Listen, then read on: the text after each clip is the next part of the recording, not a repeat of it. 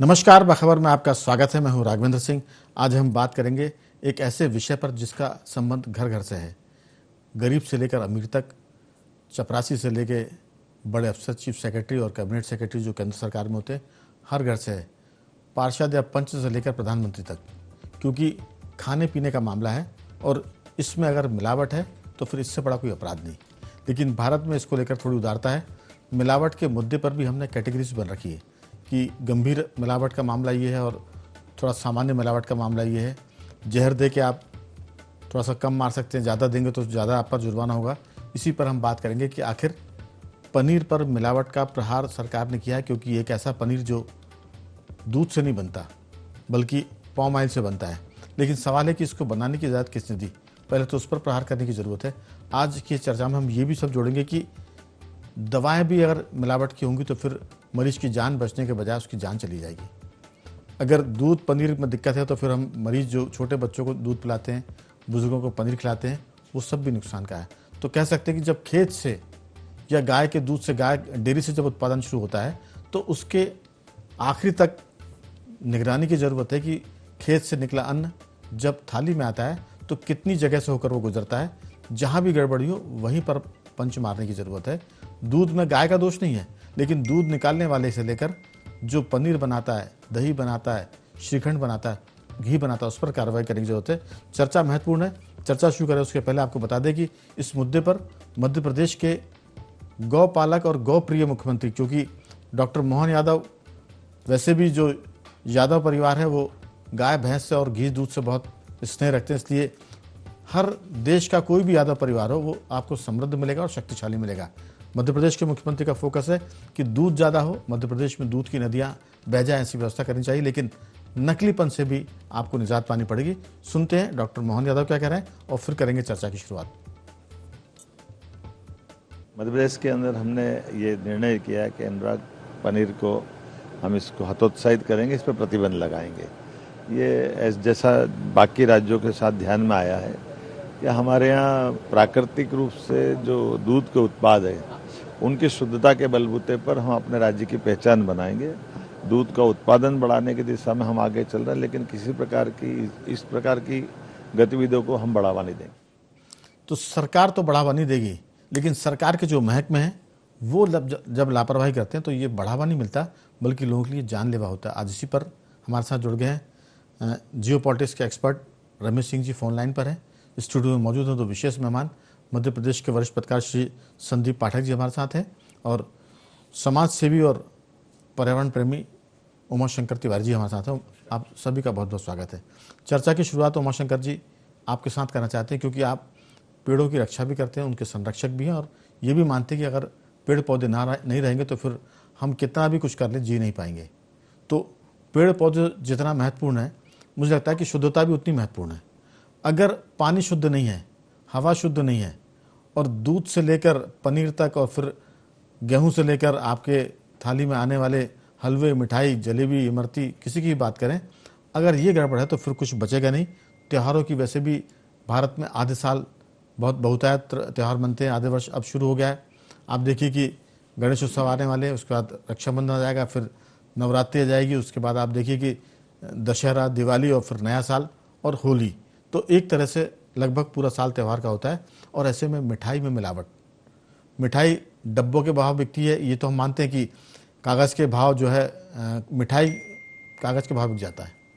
तो ये सब सवाल है। आपकी राय, जितनी चिंता आप पेड़ पौधों कर रहे हैं उतनी चिंता आप लगातार सोशल मीडिया पर मिलावट को लेकर भी कर रहे हैं। आपकी राय, फिर चर्चा को आगे बढ़ाते हैं। धन्यवाद सिंह साहब, बहुत अच्छा विषय है और जन जन का विषय है। इसमें सभी लोग, जैसा आप बता ही चुके हैं, सभी के काम का विषय है और सभी की जिंदगी से ये जुड़ा हुआ विषय है। अभी माननीय मुख्यमंत्री जी ने कहा एनालॉग पनीर पर रोक लगाई और ये आज सारे चैनलों में आ रहा होगा, कल बहुत अच्छी अखबार की सुर्खियाँ हो जाएगा। उसके बाद इस पर कोई रोक लगेगी मुझे उम्मीद नहीं है, क्योंकि सरकार ने जितने भी आदेश ऐसे होते हैं उस पर जब तक क्रियान्वयन नहीं होगा, जब तक जिम्मेदार अधिकारी ध्यान नहीं देंगे। अब ये देखिए, आज पनीर पे रोक लगा दी, एक आदेश हो गया, ठीक है। नकली दूध और डिटर्जेंट वाला दूध कौन सा सरकार ने कभी आदेश दिया है कि वो बनाया जाए, लेकिन वो बराबर बिक रहा है। अभी भोपाल में 2 दिन पहले 20,000 लीटर पकड़ा गया है और किसी भी दुकान पे जांच कर ली जाए, अभी 5वें महीने में डोडा में नकली सांची का घी जब्त हुआ। ऐसे कई मामले हैं जो इस प्रदेश में और देश में नजर आ रहे हैं, लेकिन हमारे देश की सरकार, चाहे केंद्र सरकार हो या राज्य सरकार हो, और इनके जिम्मेदार विभाग जब तक इस पर उचित कार्रवाई नहीं करेंगे, जनता को बहुत परेशानी होगी। पंजाब में तो 5 मिनट में तेजाब से बनने वाला पनीर पकड़ा गया था, 5 मिनट में बनता था। और ये वाला पनीर हम शादियों में जाते, होटल में जाते हैं, मटर पनीर दे दो, शाही पनीर दे दो, हम लोग खाते हैं, अपने बच्चों को खिलाते हैं। और किसी भी जगह कोई भी बीमार हो जाता है, घर में हो, गरीब हो, अमीर हो, डॉक्टर के पास जाते हैं तो डॉक्टर साहब कहते हैं ये दवाई आपको दूध से लेना है और दूध पियो। और जब हम छोटे छोटे थे तब गांव में जाते थे, दुबले पतले होते थे, तो बड़े बुजुर्ग बोलते थे घी दूध खाया पिया करो, क्या हाल है, मम्मी पापा खिलाते नहीं है। तो अब वही घी दूध जानलेवा बन गया है, क्योंकि घी भी जहर वाला है, दूध भी जहर वाला है। सांची के प्लांट से भी कई बार ये मामले आ चुके हैं। जनता मर रही है, और जनता, मरती हुई जनता को बचाने की जिस सरकार के जिम्मेदार विभागों पर ये कार्रवाई करने का अधिकार है, वे लोग नहीं कर पाते। भिंड मुरैना से जो पनीर या जो मावा चलता है भोपाल तक आ जाता है, बीच में उसे कहीं कोई रोका ही नहीं जाता। मतलब कार्रवाई कितनी अच्छी हो रही होगी, ये सोचनीय विषय है। तो इस पर कब रोक लगेगी? सरकार हमेशा हर त्योहार पर करते हैं। ये क्या होता है, जिन विभागों को जिम्मेदारी दी जाती है, ये अपने आंकड़े सुधारने के लिए दे देते हैं। आज कोई सैंपल लिया, वो 2 महीने बाद आ रहा है। व्यापारियों पर कृपा बनी हुई है सरकार की, और व्यापारी लोग दवा बना के छुड़ा लेते हैं। लेकिन वह व्यापारी जो नहीं सोच रहा, जैसे मैं दूध का बड़ा व्यापारी हूँ, और मैंने सोचा नहीं यार, मैं तो अपना मिलावट का दूध दूंगा, सिंथेटिक दूध जो कास्टिक सोडा यूरिया से बनता है। अब वो वाला दूध मैंने दिया, और मेरे भी बच्चे कहीं जाके वही दूध की चाय पी रहे होंगे या कुछ कर रहे होंगे, ये कभी नहीं सोचते। तो इस पर सोचने की जरूरत है। आज नीट का पेपर अगर आउट हो जाएगा तो उसके लिए 10 करोड़ का जुर्माना है। अगर कोई जहरीली शराब पी लेगा तो उसके ऊपर जुर्माना, सजाए मौत है। लेकिन आप घी, दूध, पनीर, शक्कर या दाल चावल या सब्जी है, कोई सी भी सब्जी ले लीजिए, आप उसकी जांच करा लीजिए, सारी सब्जियों में केमिकल मिलेंगे, और लोग केमिकल के कारण परेशान हैं। घर घर में कैंसर हो रहा है, और ये और ज़्यादा आंकड़े बढ़ेंगे, क्योंकि अभी कुछ घरों में छोड़ दिया जाए तो बाकी ये वाले आंकड़े कैंसर के बढ़ना है। और अगर सरकार कुछ सुधारना चाहती है, स्वास्थ्य की तरफ ज़्यादा ध्यान देना होगा, क्योंकि एक स्वस्थ व्यक्ति अच्छा नागरिक बनेगा। ये मेरा सरकार से आग्रह है। एनालॉग पनीर ही नहीं, सारी चीज़ों पर गंभीरता से जांच होना चाहिए, और मिलावट करने वालों को सजाए मौत होना चाहिए, इससे कुछ कम नहीं होना चाहिए।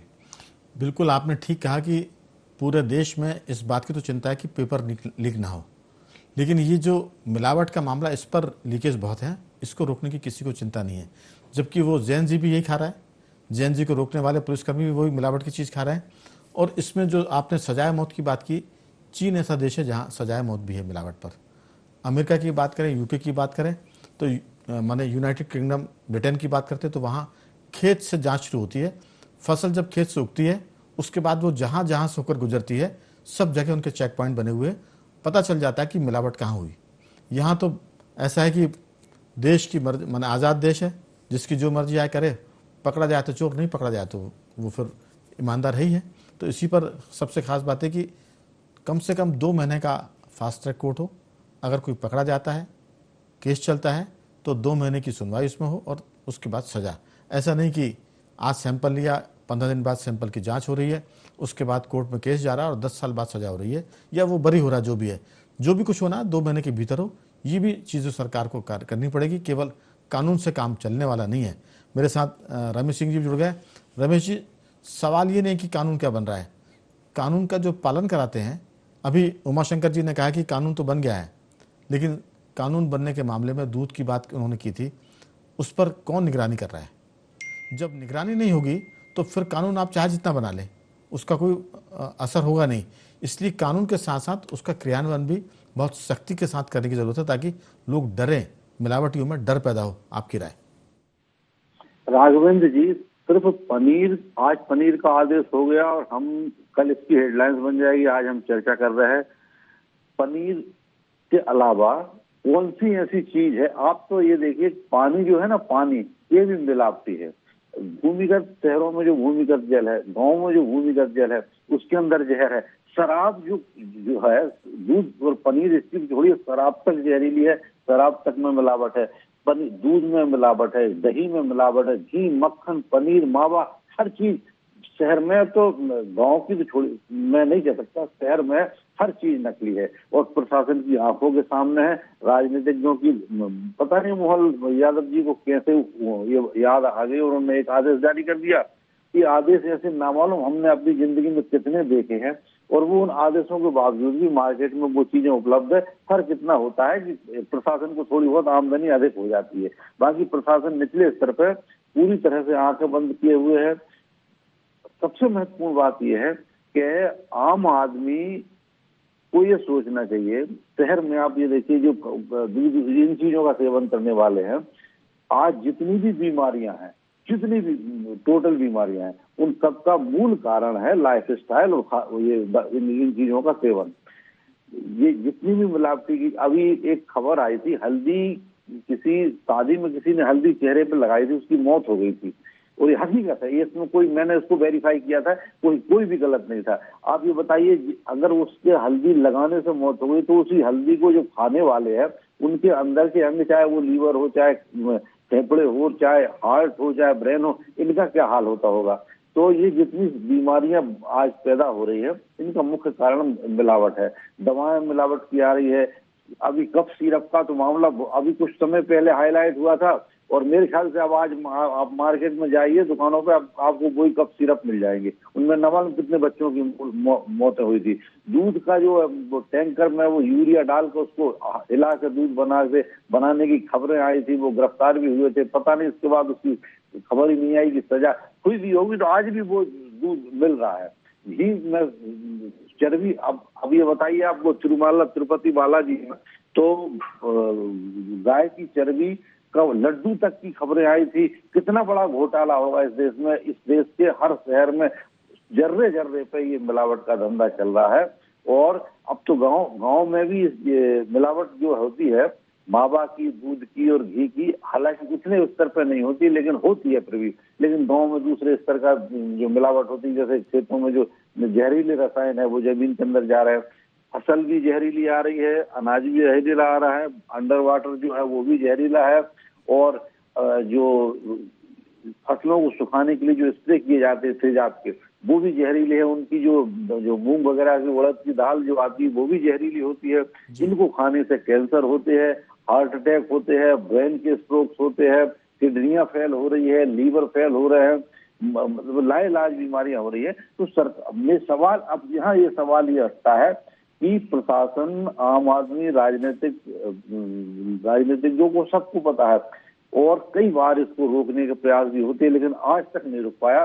तो मंथन, जैसा भी ये जैन जी ने ये जंतर मंतर वो किया था प्रोटेस्ट, मेरा कहना यह है कि वहां ना जाके, अगर इस देश से सच्चा प्यार है तो जैन जी सड़कों पे आए और पूरे देश के जैन जी को साथ ले, और इस मिलावट के विरुद्ध एक कार्य योजना बनाए। कैसे, मतलब ये एक दो दिन की मुहिम नहीं है, कार्य योजना बनाए, इसको एक आंदोलन का रूप दे, घर घर में इस आंदोलन को ले जाए कि हमें इस मिलावट के काम को रोकना है, तभी इस देश का कल्याण होगा। नहीं तो बहुत बुरी हालत है देश की। ठीक कह रहे हैं कि जन आंदोलन बने, लेकिन सवाल ये कि बनाएगा कौन। मैं गांव से शुरू करता हूं पाठक जी। देहात में सर्वाधिक दूध पैदा होता था, शहरों में आता था। अब उल्टे बास बरेली को शहरों से दूध के पैकेट गांव में जा रहे हैं। जब ये स्थिति बनेगी तो दूध कहाँ से आपको अच्छा मिलेगा। और दूध और गेहूं और या दलहन, ये अगर खेत से या गांव से अशुद्ध आएंगी, जहरीली आएंगी, तो फिर देश को कोई बचा नहीं पाएगा। हम धीरे धीरे मौत की तरफ तो जाते ही हैं, लेकिन बीमारी के साथ जाएंगे तो वो मौत बड़ी खतरनाक होती है। मैं सिर्फ इस पर आऊँगा कि यूएस में कानून है, वहाँ सजाएं बहुत कम है लेकिन दंड बहुत भारी है, फाइन ज़्यादा है। सज़ा भारत से तो ज़्यादा है ही है। लेकिन मैं चीन का जिक्र करूँगा। 2009 में चीन ने, वहाँ एक मेलामाइन दूध में मिलाई जाती है जिसको मिलावट करते हैं। चीन ने 2009 में ये कानून बनाया कि अगर दूध में मिलावट की गई तो सजाए मौत मिलेगी। आप देखिए कि मैं नहीं कहता कि सिर्फ एक कानून से चीन शक्तिशाली हो रहा है, लेकिन वहाँ की सरकार की वृत्ति कठोर है मिलावट को लेकर। अगर आप ऐसा करेंगे तो फिर देश की जो नई पीढ़ी, उमाशंकर जी ने बात की, जो रमेश जी बता रहे हैं कि फिर जब स्वस्थ शरीर होगा तो फिर स्वस्थ नागरिक होता है, और अच्छा नागरिक देश को मजबूत करता है। आपकी राय, सिर्फ कानून से काम नहीं चलेगा, उसके क्रियान्वयन को भी कठोरता से लाना पड़ेगा। और मौत की सज़ा से कम पर भारत का आदमी डरने वाला नहीं है। उसे मालूम है कि अगर जान जाएगी तो वो डरेगा। और वैसे 10 साल की सज़ा में कोई फ़र्क नहीं पड़ता। वो कुछ जुगाड़ करके बहुत सारी चीज़ें होती है, मैं उस पर नहीं जाना चाहता। उसको डर नहीं है, भय पैदा करना पड़ेगा। आपकी राय? बिल्कुल, आपने बहुत बड़ी चिंता का विषय है ये। और सज़ा का प्रावधान जो आपने अभी कहा कि कम से कम मौत की सज़ा होनी चाहिए, मेरा मानना ये है कि हमारे कानून में तो उतना प्रोविज़न प्रावधान शुरू से है, लेकिन यहाँ पे सबसे बड़ी समस्या इम्प्लीमेंटेशन की है। आप देखिए कि 302 के प्रोविज़न के बावजूद भी लोग हत्या कर रहे हैं। तो इसको यदि हम बहुत गंभीरता से देखें तो जन्म से लेकर मृत्यु तक यदि मिलावट का दौर यही रहा तो ना तो नई पीढ़ी ठीक से पनप पाएगी। और आज सबसे बड़ी बात आप देखिए कि फर्टिलिटी की, मतलब प्रजनन की क्षमता भी लोगों की घटी है। बीमारियां तो अपनी जगह इतर वही हैं, अस्पताल बढ़ते जा रहे हैं और अस्पताल भी अब मतलब सेवा नहीं उद्योग हो गए हैं। तो आप ये सब चीज़ें, जो सामाजिक परिवर्तन आया है, जो पूरी समरसता बिगड़ गई है, उसके पीछे एक बहुत बड़ा कारण मिलावट तो है ही। आप सबसे बात ये देखिए कि अमानक दवाइयाँ, अमानक खाद्य पदार्थ, और इसमें जो मिलावट का आप ये देखिए कि भोपाल शहर के अंदर की अगर बात कर लें तो आप देखिए कि मतलब चक्की वाले बता देते हैं आपको हल्दी में कौन सा मक्का मिलता है, मतलब धनिया में कौन सी मिलावट आती है, मतलब उनको सबको सब मालूम है। लेकिन मतलब नियत और प्रवृत्ति, ये दो चीज़ें जब तक सुधरेंगी नहीं, क्योंकि ये सजाओं का प्रावधान भी सरकार एक पखवाड़ा चलाएगी, मिलावटों की जांच होगी, जैसे भिंड का आपने जिक्र किया या मुरैना से खोवा का जिक्र किया। आप ये देखिए कि जितने रोड पे पशु बैठे हैं, गाय ढोर जिनको अपन कहते हैं, उतने गौशालाओं में नहीं है, और उतना दूध का उत्पादन ही नहीं है जितना घी और मक्खन बाजार में बिक रहा है। तो आप ये देखिए, और खासतौर पर उन प्रदेशों में, खासतौर पे आप देखिए उत्तराखंड से लेकर उन जगहों पे तो गाय मतलब मवेशी है ही नहीं, ना के बराबर हैं। और वहाँ पे उत्पादन देखिए आप, तो कहीं ना कहीं से ये पूरा चीज़ एक इंटरनेशनल लेवल पे एक बहुत बड़ी, इसको मैं तो साजिश भी कहूँगा, क्योंकि आखिरकार अंतिम हमारा ही तो व्यक्ति उसमें सफ़र कर रहा है।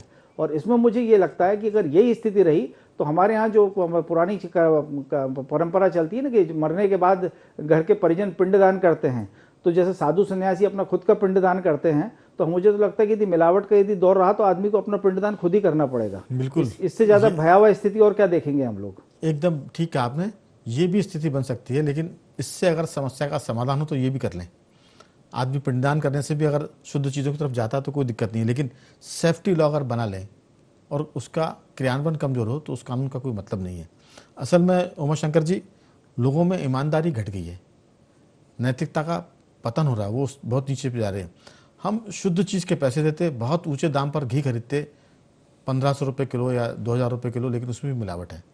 आदमी पैसा इसलिए दे रहा है कि उसको शुद्ध चीज़ चाहिए, लेकिन शुद्ध पैसे देने के बाद भी जब सामान नहीं मिलेगा तो फिर ये अपराध है। और इसमें मुझे लगता है कि सरकार को, जो हम बार बार जिक्र कर रहे हैं, ID24 ऐसा चैनल है जो इस तरह के मुद्दों पर बहुत बार बात करता है। चर्चा की शुरुआत में था कि कल ये हेडलाइन बन जाएगी, लेकिन हम लोग इस हेडलाइन बनने के बाद भी इसके फॉलोअप में भी बातचीत करते हैं।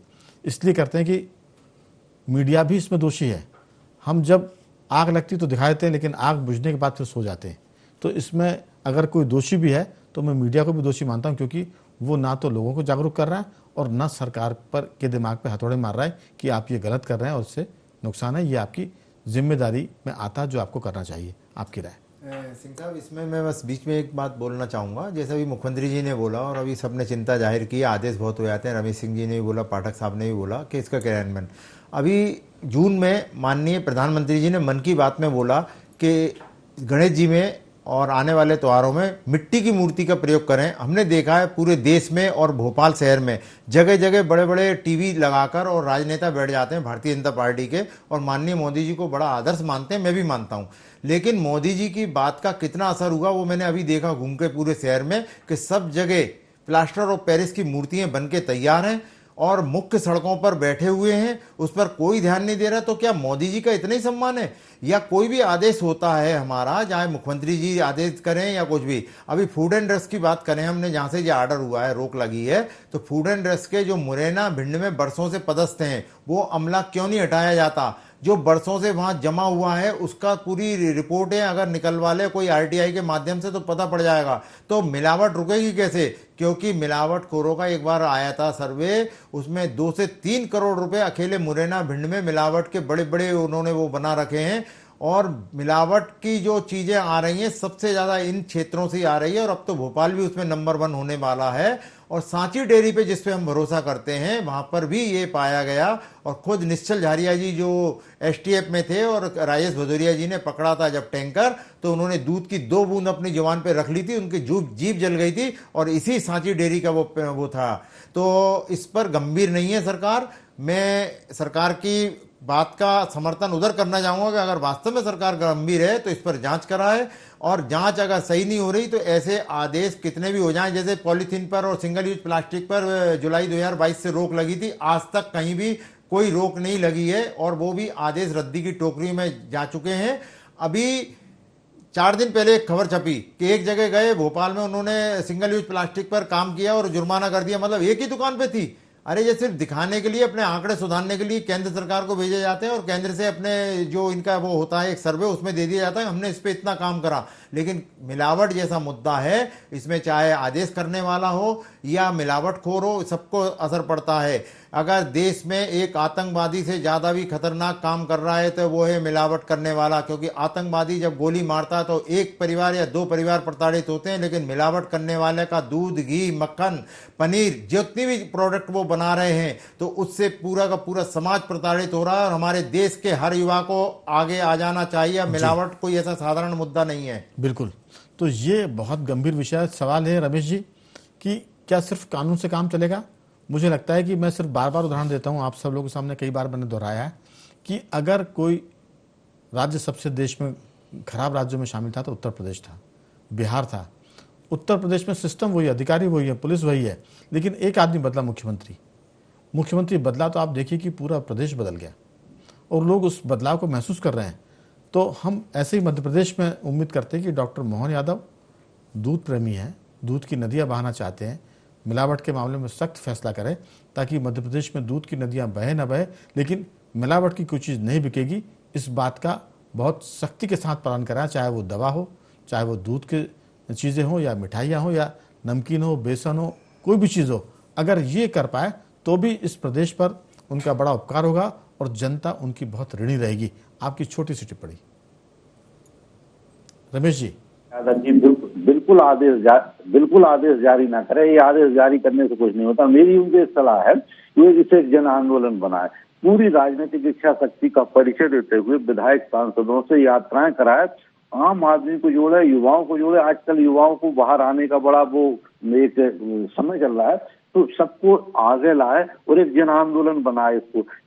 जब तक जन आंदोलन नहीं बनेगा ना राघवेंद्र जी, कुछ नहीं होगा, क्योंकि न प्रशासन को कोई चिंता है, ना आम आदमी को कोई चिंता है, राजनीतिक इच्छा शक्ति तो है ही नहीं। जिस दिन जन आंदोलन बन जाएगा तो मैं कह रहा हूँ कि आज अगर जितना मिलावट हो रही है उसमें 25% की गिरावट भी आ जाए, ये बहुत बड़ी उपलब्धि होगी। क्योंकि अगर 25% की गिरावट आ गई तो भविष्य में जाके वो 50 भी हो जाएगी, 75 भी हो जाएगी, 100 भी हो जाएगी। और ये बिना इसके जन आंदोलन के, क्योंकि हमें ऊपर से नीचे आम आदमी तक का पूरा सिस्टम हम खुद बेकार है, प्रशासन हमसे ही तो निकलता है, राजनीतिक हमसे ही तो निकलते, तो पूरा सिस्टम बेकार है। पूरी चेन ऑफ कमांड को सुधारना पड़ेगा, वो जन आंदोलन के द्वारा होगा। बिल्कुल। पाठक जी, कभी भी मिलावट का मुद्दा चुनावी मुद्दा नहीं बना। कभी भी आप देखिए कि नौजवान जिम जाते हैं, अखाड़े जाते हैं और बहुत डोले शोले बनाते हैं कि हम ये पाउडर पी रहे हैं और ये दवा ले रहे हैं, लेकिन आप देखिए किसी ने भी इस पर नहीं कहा कि हमको दूध शुद्ध चाहिए। अगर ये मिशन के तौर पर हो जाए, आंदोलन के तौर पर हो जाए, तो मुझे लगता है कि जो रमेश सिंह जी बात कर रहे हैं कि शुरुआत में 10-25% होगा, लेकिन अगर ये आंदोलन होगा, अभियान हो गया, तो फिर लोग इसकी तरफ जाएंगे। इसको बतौर फैशन भी लोग काम करेंगे कि हमको शुद्ध खाना है। आप देखिए घर में जिनके पास थोड़े बहुत गमले हैं या घर में मिट्टी है, वो लोग भी शुद्ध धनिया की पत्ती नहीं उगाते। जबकि आप देखिए कि बाजार में मिलावट मैं नहीं कहूँगा, लेकिन जो देशी चीज़ों का अभाव हो गया है उससे भी दिक्कतें आ रही है। तो सरकार तो अपनी जगह है, लेकिन अगर जनता जागेगी तो सरकार ये सब करने के लिए मजबूर होगी। मुख्य मुद्दा जनता पर आकर टिकता है और जनता सड़क पर ऐसे नहीं आएगी जब तक तो कोई संगठन आगे नहीं आएगा। चाहे वो हम कॉकरोच पार्टी की बात करें, यहाँ कोई दूसरी पार्टी बन जाए, कोई हो सकता है स्नैक सांप पार्टी बन जाए, कोई नेवला पार्टी बन जाए, लेकिन अगर इन्हीं पार्टियों से काम होना तो यही पार्टियां बन जाए। फिर कांग्रेस बीजेपी की जरूरत क्या है? यही सब काम करें। आपकी छोटी टिप्पणी। बिल्कुल, ये बात सही है। मुझे लगता है कि आंदोलन से भी आगे बढ़ के शुद्ध के लिए युद्ध होना पड़ेगा, कि युद्ध ही निर्णायक होगा। क्योंकि आंदोलन में एक संभावना ये भी है कि आपको आश्वासन मिल गया या किसी बात पे सजा हो गई और वो आंदोलन समाप्त हो गया, लेकिन ये युद्ध जब तक जारी रखना होगा जब तक इस पर कोई एक निर्णय ना हो जाए एक अच्छी समाधान की तरफ। और आप सबसे बड़ी इसमें मतलब बात यह है कि इसमें जो सज़ा का प्रावधान है या जितनी भी चीज़ें हैं ये मतलब पूरी तरह से काफ़ी नहीं है। इसके लिए सबसे ज़्यादा ज़रूरी ये है कि जो हमने अपनी कहा जेनजी और जितने भी हमारे युवा बच्चे जो अब कल का भविष्य हैं वो इस जागरूकता को समझें और हर स्तर पे इसकी मतलब घर घर तक ये बात पहुंचे, तब जाके कहीं ये आंदोलन का एक युद्ध के रूप में। मैं तीनों साथियों से एक बात पूछूंगा कि सजा भले ही वो मौत की ना दे, आजीवन कारावास करें, और अगर इसमें कोई पकड़ा जाता है तो उसकी फिर जमानत हाई कोर्ट से होनी चाहिए, क्योंकि अगर हाई कोर्ट तक मामला जाएगा, लोअर कोर्ट जमानत नहीं देगी तो फिर गिरफ्तारी के बाद उसको अपनी बहुत एड़ियाँ खींचनी पड़ेगी जेल से बाहर निकलने के लिए, और कम से कम 6 महीने के लिए वो बुक हो जाएगा। मुझे लगता है कि जिस तरह के कठोर कानून जातिवाद को लेकर बने हैं, बच्चों के नाबालिग बच्चों के साथ अपराध करने पर बने हैं, उसी कानून को अगर इस पर लागू कर दिया जाए कि आजीवन कारावास, और इस मामले में गिरफ्तार जो आरोपी होगा उसकी जमानत हाई कोर्ट से नीचे कोई नहीं करेगा, तो भी लगता है कि काफ़ी कुछ चीज़ें सुधर सकती हैं। ठीक तो नहीं होंगी, लेकिन भय पैदा होगा, जो मैं बार बार जिक्र कर रहा हूँ। तीनों मेहमानों को मैं इसी मुद्दे पर बातचीत के लिए धन्यवाद करता हूँ कि उन्होंने इस पर चर्चा की। लेकिन जब तक भय नहीं होगा, कहते हैं कि भय बिन होना प्रीत, भय के बगैर मोहन यादव जी या नरेंद्र मोदी चाहे जो कानून बना ले, भय की ज़रूरत है, तभी चीज़ें शुद्ध मिलेंगी। बखबर में इतना ही। बने रहिए हमारे साथ और देखते रहिए IND24।